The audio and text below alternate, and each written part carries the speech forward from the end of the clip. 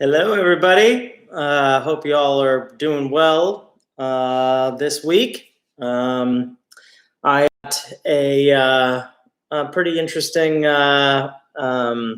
prompt for us today. I started thinking about the things that I really enjoy when I am reading short stories. And I decided that was probably a good place to start from for today, for our little lesson. So today I wanted to focus on setting. Okay. The setting of your story is where your story takes place. Okay. And there are lots of different things that a good setting can add to your already good stories.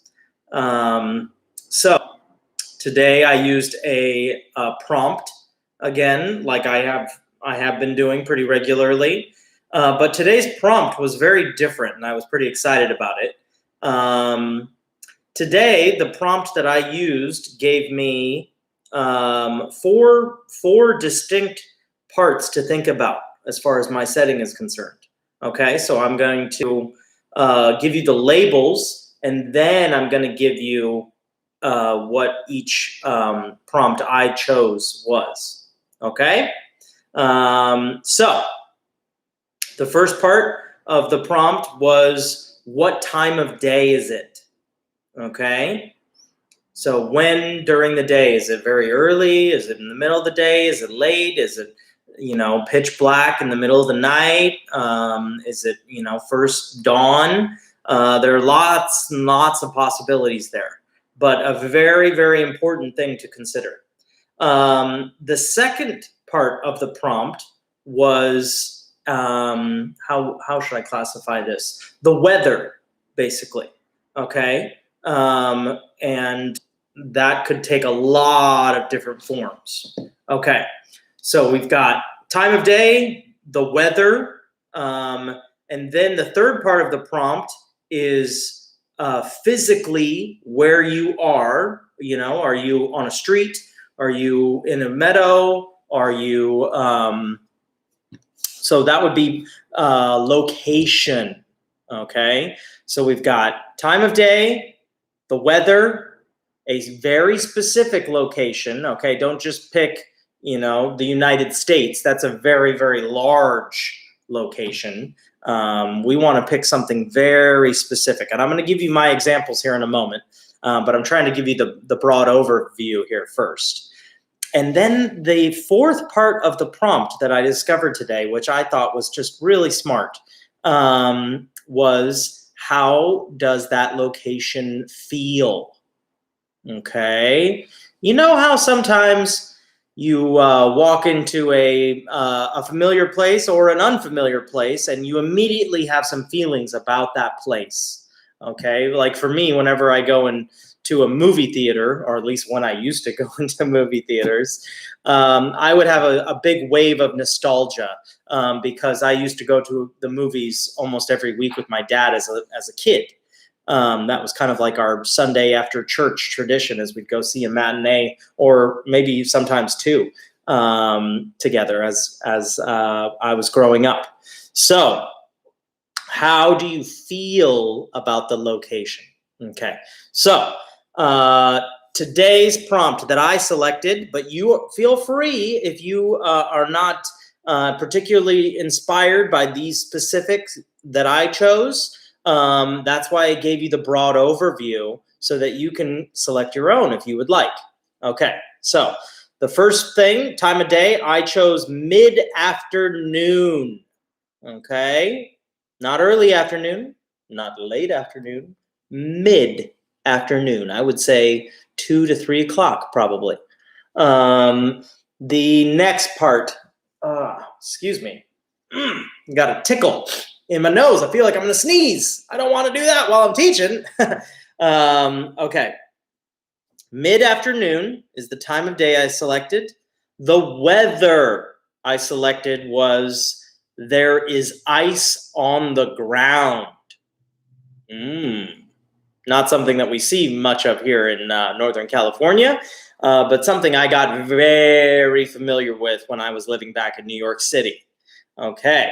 The location I selected was a rough neighborhood. Okay. I had to travel through plenty of those while I was also living in New York City. And then the way that I felt about that location, I selected this place feels hostile.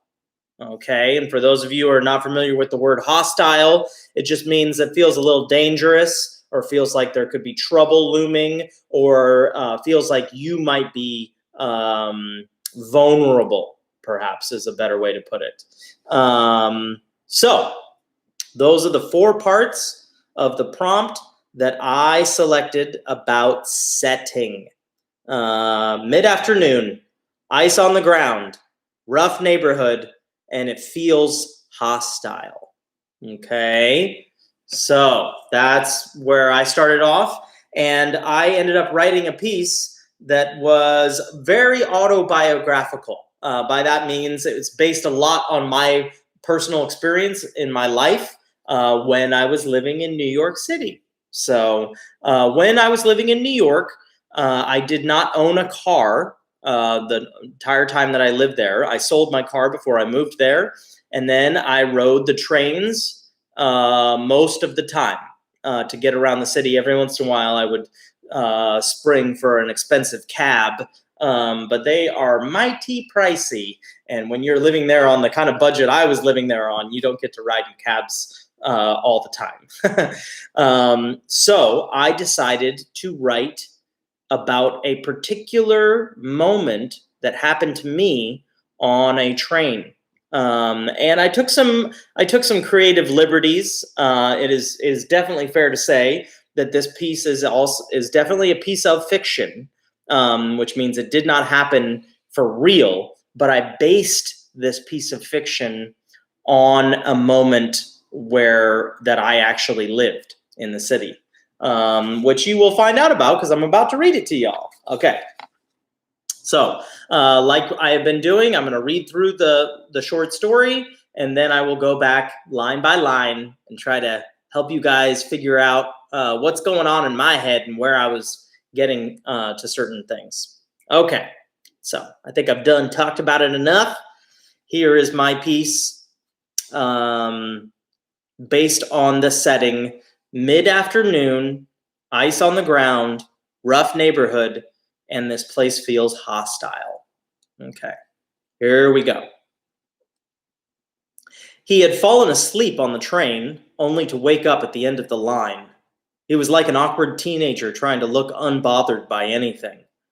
The platform was above ground on this part of the train line, and the sun couldn't compete with the frozen sea air that swept off the Atlantic. His jacket wasn't a layer that could pretend to protect him for long. The cold seeped in on his core, and the extremities would be helpless soon. He stamped his feet too loudly and drew too many looks. It was a neighborhood that didn't want him around, he wagered. Don't look lost, he thought to himself. Keep on your feet. Look at anything with a glance, not a stare. Put on your mask, he thought. The one that makes you look pissed off. People won't bother you if you're agitated, or at least that's what he thought. His footing faltered, and as he dropped to the ground, he knew his hip would hurt for several days after. How long had he been standing on the patch of ice? Maybe that's why he couldn't feel his feet. Okay, so there's our piece for the day. So, I once upon a time fell asleep on a train and woke up at the end of the line. A good, probably half an hour, 45 minutes by train away from where I had intended to get off on my stop. And it can be kind of, you spend so much time on the trains in New York, and they don't always run on time, and sometimes they get delayed while you are on them, and you have no idea when they are going to start back up and start hitting their stops again. And on this particular day in real life, for me, the train had stopped and I was particularly tired. I had worked many, many long days in a row, and I was coming home from work. And I just closed my eyes for what I thought was a brief second while the train was stopped and not even moving. And then when I opened up my eyes, I had fallen asleep for probably a half an hour. And I had ridden the train way past my stop and all the way to the end of the line where the train stops. And everybody has to get off the train. So that was my inspiration. Now, all of the other stuff that happens in this story did not happen to me in real life. But I thought, given the prompt, that it would be interesting to explore not feeling welcome and a place that might be a little hostile, and also the weather of ice being on the ground. Excuse me. So let me start at the beginning of our story, and I'll talk through where I got to what I got. He had fallen asleep on the train, only to wake up at the end of the line. He was like an awkward teenager trying to look unbothered by anything. Okay, so at the end of a line, of a train line, there are lots of people typically that are getting off. Well, I guess I shouldn't say that. There are a handful of people per train car, typically, that have had to ride the train all the way to the end of the line. And those people typically know exactly where they are, okay? They have ridden the train all the way to the end of the line for a reason. They probably live somewhere around the end of the train line. And when you don't ride the train all the way to the end of the line, waking up suddenly at the end of the train line can be very disorienting, okay? You might not recognize where you are at in the city, because the city is very large and you've likely traveled several miles. So this is where I came up with this line about the awkward teenager trying not to look unbothered by anything. It's because I've seen teenagers who are trying to act tough. And I thought that would be a particularly potent image to use right at the beginning of this story, right at the beginning of this moment, where our main character is could be in a little bit of trouble. So, moving on, the platform was above ground on this part of the train line, and the sun couldn't compete with the frozen sea air that swept off the Atlantic. Okay, so here I'm trying to paint the picture, if you will, of where we are. We're no longer on the train, okay? We have had to exit the train onto the platform, okay? And typically, when a train hits the end of the line, another train that goes back in the opposite direction is not just waiting there for you so you can board and quickly correct your mistake. Typically, when a train hits the end of the line, that means all of those people get off, and anywhere from 10 to 30 minutes later, another train will start up and go back the other direction, okay? So I was trying to paint this picture of being on a platform that is above ground, which a lot of people actually don't know in New York. Not all of the subways are underground all of the time. Actually, especially when you move out from the center of the city in Manhattan, out into any of the boroughs around, the boroughs being the Bronx, Queens, Brooklyn, Staten Island, and then Manhattan is the fifth borough in that list. When you're on any of the outer boroughs outside of Manhattan, there are lots of parts of the train that are above ground where you can see the train and you can see the platform, just like the BART system in San Francisco, where most, if not all, of the platforms are above ground, and you are exposed to the elements. And I was particularly thinking about one platform that I know is very cold sometimes, even on a sunny day, which is the platforms that go out towards Coney Island. Okay, that is a part of Brooklyn that I was very familiar with because I lived in Brooklyn, and then I took the train further out into Brooklyn to do a lot of music production work. So I am drawing a lot from my own experience and my own relationship with the city for this particular writing piece today. So I was trying to paint a picture where ice could be a part of the scenario, but we just haven't gotten to it yet. Okay, that's where I was trying to go with the frozen sea air that swept off the Atlantic. His jacket wasn't a layer that could pretend to protect him for long.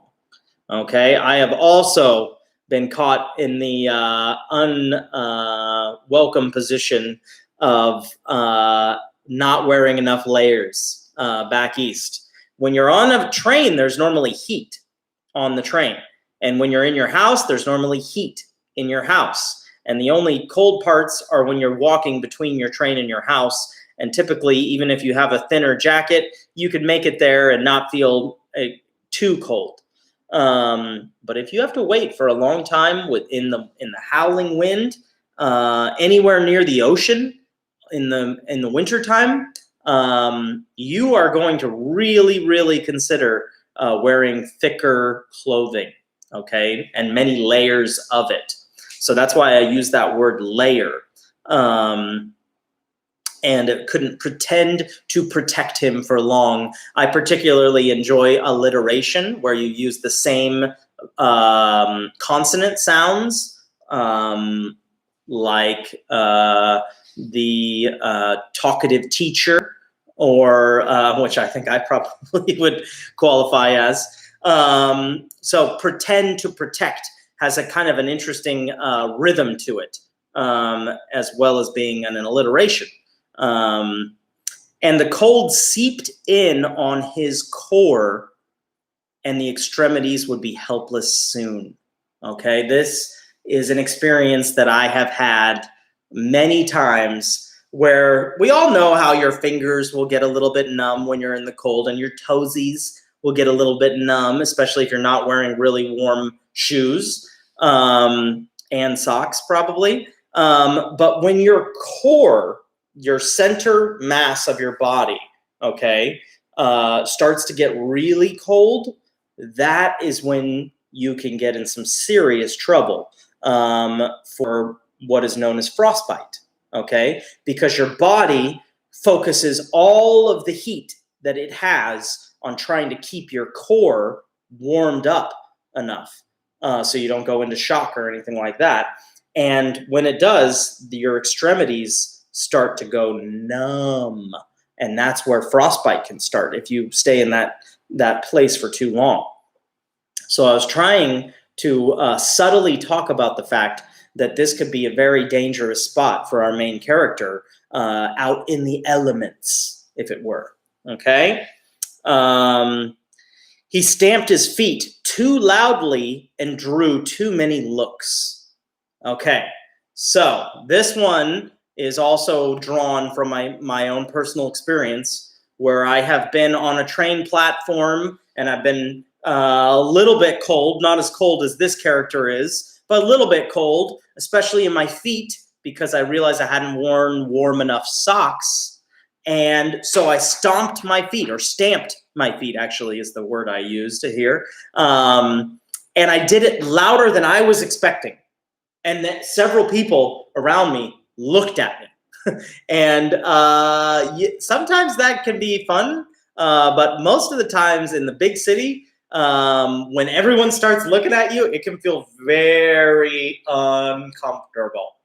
And especially considering from our prompt that this is a rough neighborhood in a way that feels hostile, I thought that that would be a good way to sort of raise the suspense inside the story, that multiple people were looking at our main character when the main character was trying to go unseen. Okay? Stamped his feet. Look. Next sentence. It was a neighborhood that didn't want him around, he wagered. Okay, so there's me trying to paint the picture further that this is an unwelcoming place. I'm sure many of you have probably felt this sensation some point in your life, where you end up in an area of town where you don't feel very welcome in that area of town for whatever reason. It's kind of like Spider-Man with a spider sense, where you just start immediately like, something feels off, and I don't know exactly why. So then is when I start the dialogue in this piece, but it is not a traditional dialogue. It is actually a monologue, technically, because the main character starts thinking to himself, and I wrote it out as if it would look like dialogue on the page. Don't look lost, he thought to himself. Keep on your feet. Look at anything with a glance, not a stare. So here our main character is coaching himself to not appear too vulnerable, okay? Put on your mask, he thought. The one that makes you look pissed off. Okay, so this one is, I don't mean literal mask, but I'm talking about, you know how some of us wear a different mask sometimes on our faces when we are around things that make us feel different or something like that. There are many times in the city that I realized I'm a pretty pleasant fellow, and I like to smile a lot and laugh with people and have a good time. And there is a lot of times in the city that I realized that I needed to be serious and not give too much of that California Zach, not put too much of that out, because there's a lot of people in New York City especially who look at that with a lot of question and oddity, and it doesn't fit in that city nearly as much. Obviously, it's very different if you're hanging out with your friends or something like that, but when you are amongst other strangers, there is a tendency to sort of wear a mask that does not give too much away. That's probably the best way I could put it. And it took me a really long time to learn that while I was living there, you guys. And I decided to put that into our story today. Put on your mask, he thought, the one that makes you look pissed off. Because people don't really bother those kind of people too much. And this is a character who's trying not to be bothered. And then I say that in the next line. People won't bother you if you're agitated, or at least he thought.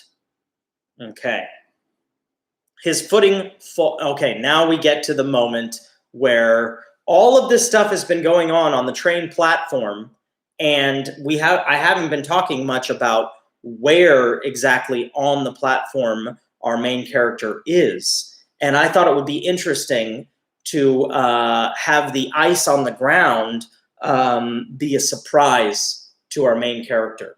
So now I'm talking about this moment where our main character falls down on their hip, okay, because they were standing on ice and they didn't know it. Here is this, excuse me. I might end up sneezing during this class today, you guys. Okay. His footing faltered, and as he dropped to the ground, he knew his hip would hurt for several days after. Have you ever hurt yourself in the cold? It's particularly tough. If you just whack your thumb on a regular day, it's going to be a little sore and it might throb for a second.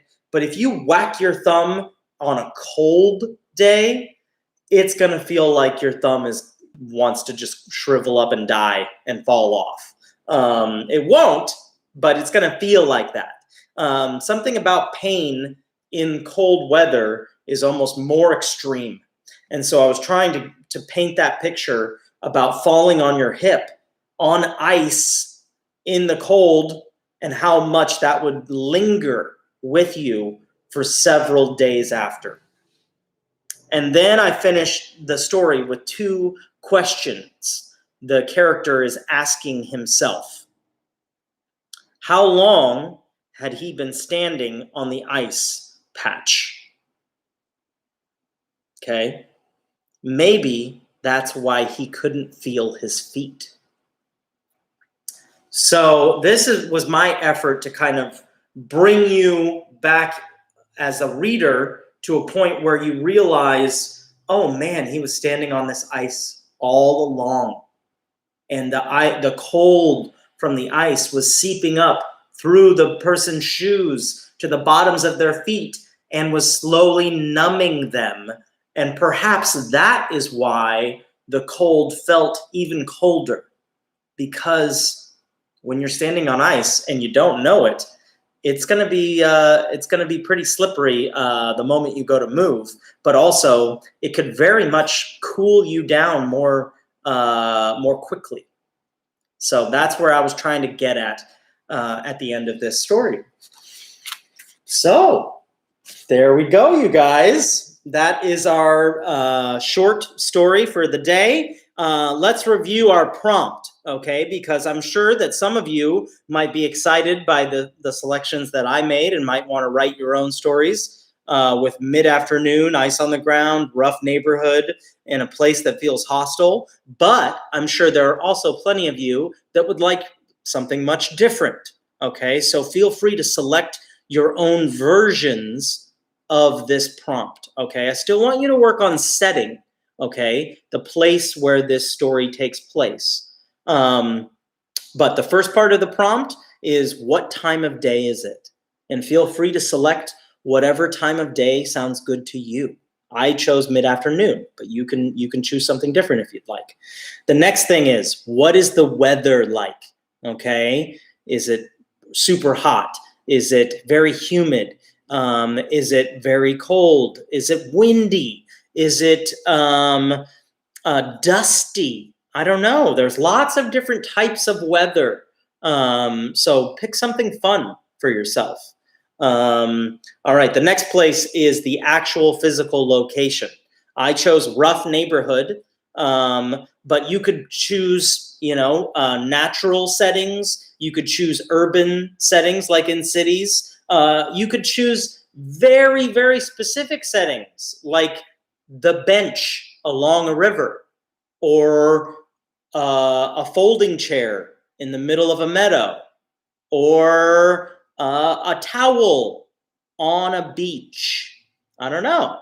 Okay, there's lots of different settings that you could choose, but my recommendation would be to be very specific. Okay, that'll help you. And then the final part of the setting is kind of a wild card part, is how does the setting feel to you?